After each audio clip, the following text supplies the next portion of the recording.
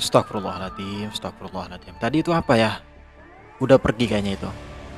Sebentar, kita nyalain lampunya lagi. Bismillahirrahmanirrahim. Assalamualaikum warahmatullahi wabarakatuh. Halo, apa kabar dulur semua? Semoga sehat selalu. Kali ini kita akan membahas salah satu figur yang paling banyak dinanti-nanti oleh masyarakat, khususnya masyarakat Indramayu, Cirebon dan sekitarnya, yang mana figur ini menjadi pelengkap dalam setiap pertunjukan, baik itu pertunjukan sandiwara, kuda renggong, atau singa depok kita menyebutnya, atau menjadi tambahan dalam atraksi sulap. Bagi masyarakat Indramayu khususnya, figur ini sangat estetik dan bahkan pernah diundang di salah satu stasiun TV nasional. Penasaran dengan figur siapa ini? Yuk simak selengkapnya di video ini. Tapi sebelum itu, jangan lupa dukung channel kami dengan like, subscribe, dan tekan tombol loncengnya.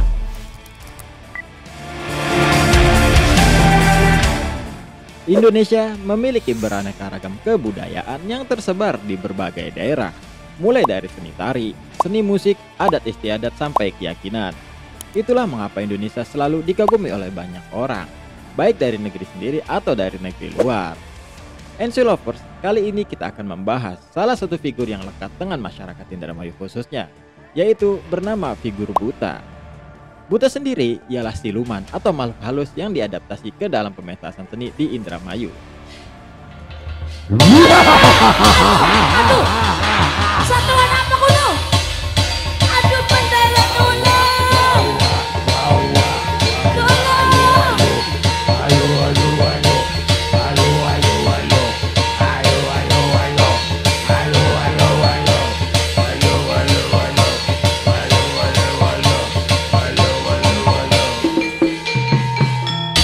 Buta sendiri ialah siluman atau makhluk halus yang menjadi buah bibir di masyarakat Indramayu, yang kemudian diadaptasi oleh masyarakat dan dipentaskan di beberapa kesenian, terutama kesenian sandiwara yang sangat populer di Indramayu.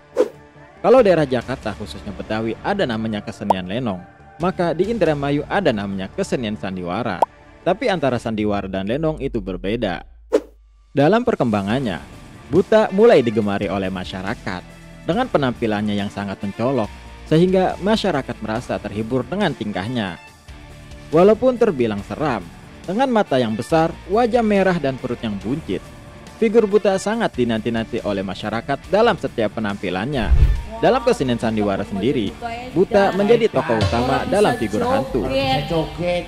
Kita keberu juga ada siram abot.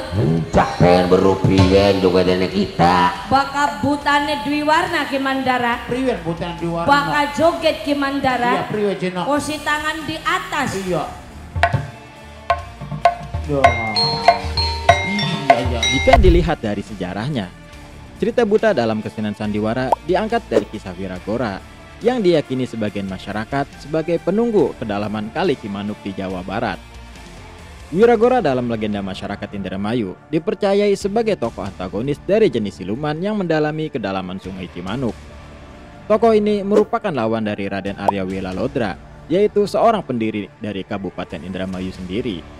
Jika Raden Arya Wilalodra digambarkan sebagai orang arif bijaksana, maka Wiragora sebaliknya, kelakuannya buruk dan tidak patut untuk ditiru. Belum ada sumber yang pasti mengenai tokoh yang satu ini, mengingat dalam naskah-naskah babat tanah Jawa yang mengisahkan tentang pendirian Indramayu, tidak ditemui tokoh bernama Wiragora ini. Biarpun demikian, kisah mengenai Wiragora ini sering dimainkan dalam pertunjukan seni sandiwara di Indramayu, atau menjadi cerita yang turun-temurun di kalangan masyarakat. Wiragora dalam pentas seni sandiwara biasanya ditampilkan dalam bentuk buto, atau orang Indramayu menyebutnya dengan buta. Sejenis siluman raksasa, yang mana jika tertawa dan berbicara suaranya menggelenggar, sehingga menakutkan bagi siapapun yang mendengarnya. Dengan rupa fisiknya seperti buto ijo dalam legenda Pulau Jawa.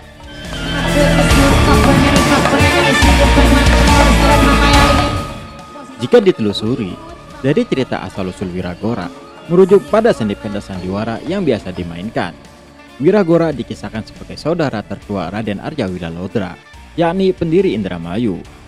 Suatu waktu setelah Raden Arya Wilalodra sukses membabat hutan yang kemudian menjadi perkampungan yang kini disebut daerah Indramayu, rupanya Wilalodra rindu pada kedua orang tuanya yang berada di Bagelen.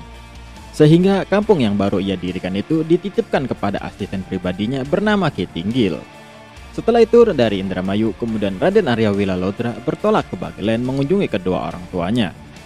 Selepas kepergian Raden Arya Wilalodra, kampung yang baru didirikan yang kini dikepalai Ki Tinggil tersebut kedatangan seorang wanita cantik.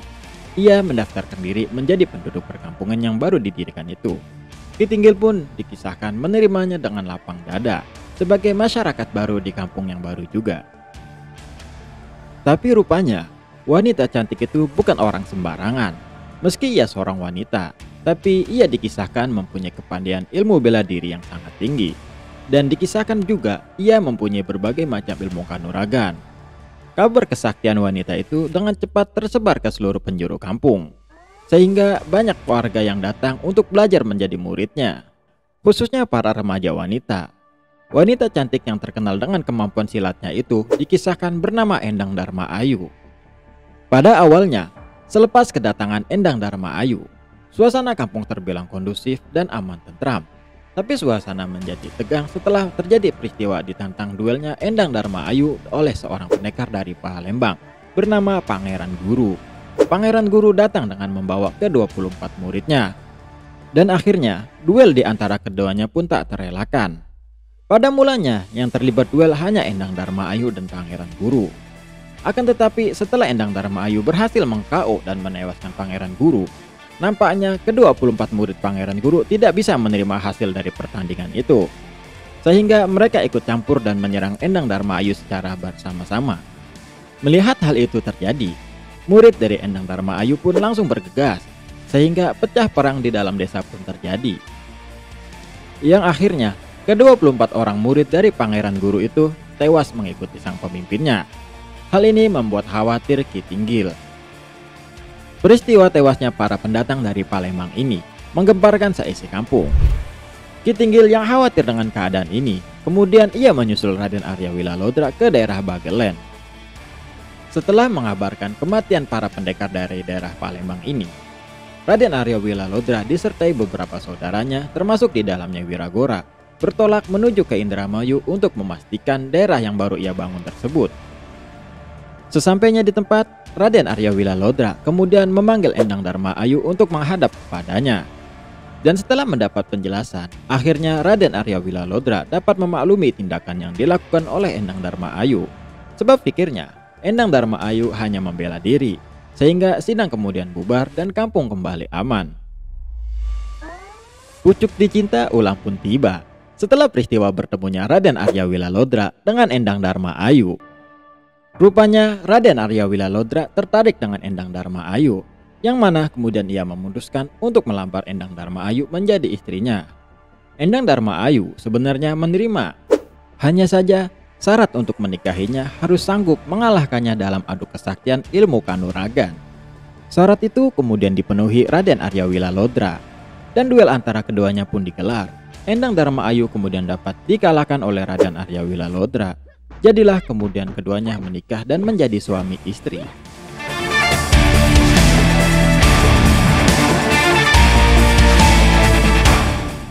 Kecantikan dan kemolekan Endang Dharma Ayu rupanya memikat hati Wiragora juga.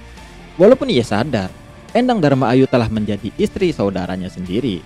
Sampai pada suatu waktu, di mana Endang Dharma Ayu sedang terlelap di kamarnya, Wiragora memasuki kamar Endang Dharma Ayu dan berniat memperkosanya. Seperti yang sudah kita jelaskan tadi, Endang Dharma Ayu bukanlah wanita biasa.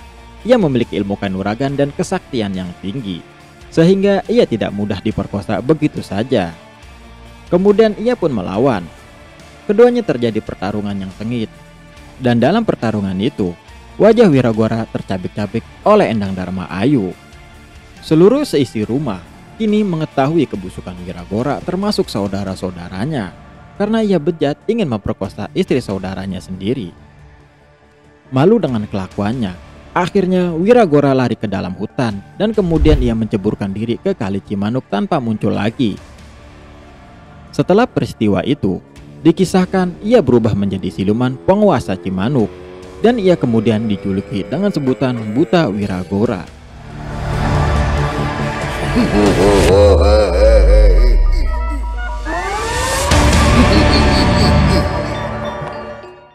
Demikianlah kisah mengenai Wiragora, sang buta dari Indramayu.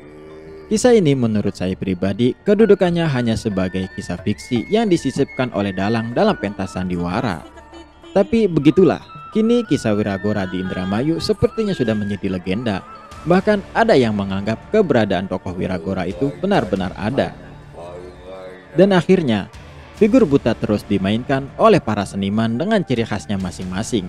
Baik itu dalam pentas seni atau sekedar seni perlengkapan pertunjukan obrok, atau menjadi perlengkapan dalam kesenian kuda renggo.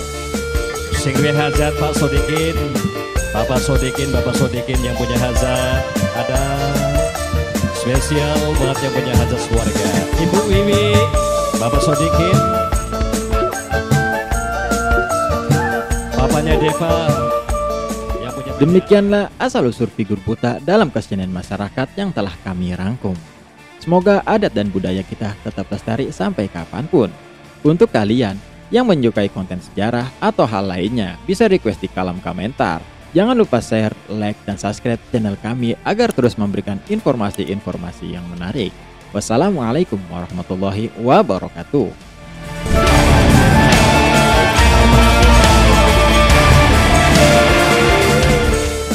endi tanggung jawab, endi kasih sayange, yen lagi mangkat kerja sering langkani ngumah.